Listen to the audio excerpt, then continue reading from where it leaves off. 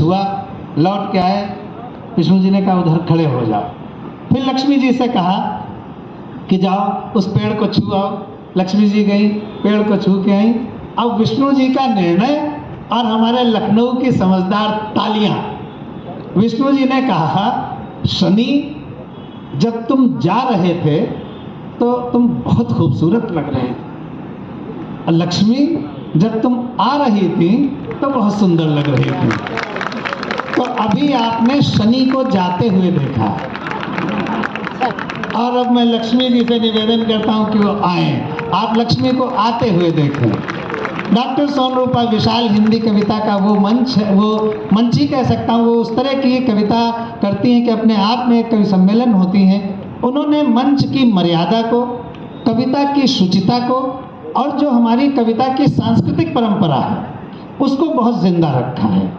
महादेवी वर्मा, स्नेहलता स्नेह, विद्यावती कोकिल, ये तमाम लोगों की परंपरा है। मैं बहुत आश्चर्यचकित था जब इस लिस्ट में मैंने देखा कि डॉक्टर सोनरूपा विशाल का नाम है, जिस लिस्ट में सिर्फ हास्य कवि हों सारे।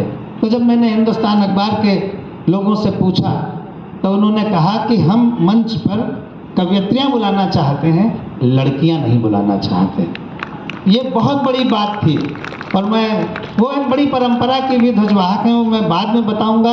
वो गीत भी लिखती हैं, गज़लें भी लिखती हैं, मुक्तक भी लिखती हैं, और सबसे बड़ी बात यह है कि वो गद्य की भी बहुत बड़ी हस्ताक्षर हैं। उन्होंने कई पुस्तकें लिखी हैं। मैं चाहता हूं कि हमारे अदब के शहर, साहित्य के शहर, अमृतलाल नागर के शहर, श्रीलाल शुक्ला के शहर, केपी सक्सेना के शहर में डॉक्टर उर्मिलेश की बेटी डॉक्टर सोनरूपा का जोरदार तालियों के साथ स्वागत किया जाए।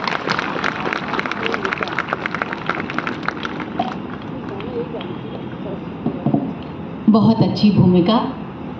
मैं सच में बिल्कुल ऐसा ही सोच रही थी कि हिंदुस्तान अखबार ने ऐसी क्या दुश्मनी मेरे साथ रखी कि हास्य कवियों की ये पूरी कि प्रताप पौधा के बगल में बैठना पड़ रहा है। नहीं, ऐसा नहीं है। जब मैंने देखा कि कवि, सारे हास्य कवि इस कार्यक्रम में उपस्थित हैं, ऐसे में मैं गीत और गज़ल लेके किस तरह से आप सबके बीच सरवाइव कर पाऊंगी। मैं ऐसा महसूस कर रही हूँ कि मैं अंग्रेज़ों के साथ लड़ाई कर रही हूँ, रानी लक्ष्मीबाई की तरह। तो थोड़ी सी आप ऊर्जा आप मुझे दे दीजिए, तो पूरी हिम्मत के साथ मैं भी आप सबके बीच, आप सबके हृदय तक पहुँच पाऊंगी अपनी कविताओं क्या बात है। हिंदुस्तान अखबार, पत्रकार, पत्रकारिता और ये अखबार हमारी आवाज़ होते हैं। तो मैं 4 पंक्तियां डॉक्टर उर्मिलेश की आपको समर्पित करना चाहती हूँ और आपकी जिम्मेदारियों का आह्वान करना चाहती हूँ। स्वागत है। कि पूरी हिम्मत के साथ बोलेंगे, वाह, पूरी हिम्मत के साथ बोलेंगे, जो सही है वो बात बोलेंगे। पूरी हिम्मत के साथ बोलेंगे, जो सही है वो बात बोलेंगे। साहिबों, हम कलम के बेटे हैं, कैसे हम दिन को रात बोलेंगे, कैसे हम दिन को रात बोलेंगे।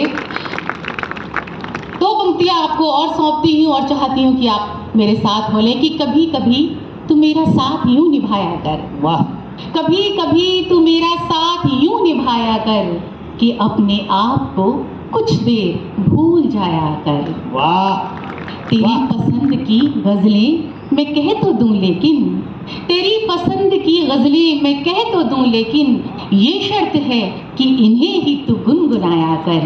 ये शर्त है कि इन्हें ही तू गुनगुनाया कर। बस यही शर्त आपकी मेरी आपके साथ है कि थोड़ी देर मेरे साथ हो लीजिएगा, सुनिएगा। इस शर्त का अर्थ है कि एक बार अच्छी तालियां हमें बजानी। जी, मैं बार बार तालियां बजाने को नहीं कहूँगी। इसको बड़ा खराब रखा तुमने।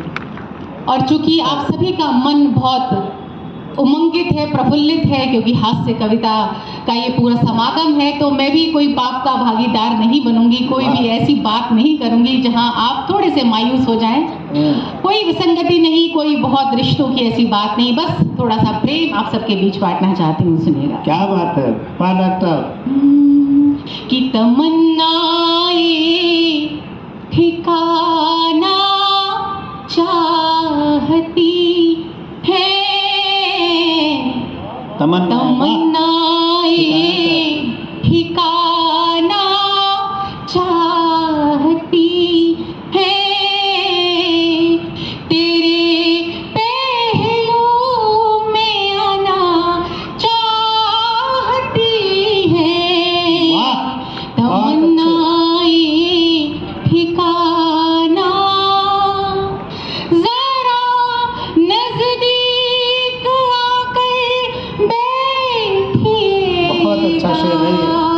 जरा लखनऊ नजदीक- अदब का ये शहर है, तब जरा कहना चाहती नजदीक हूँ आकर कि बैठिएगा। जरा नजदीक आकर बैठिएगा, ये आंखें आबुदाना चाहती बहुत अच्छा। है, ये आंखें आबुदाना ये आंखें आप चाहती है। और कुछ युवा लोग भी मुझे सामने बैठे दिखाई दे रहे हैं, उनकी बात अपने शेर के माध्यम से कहना चाहती हूँ। निवास हमें पढ़ने की चाहत और कुछ है, हमें पढ़ने की चाहत हमें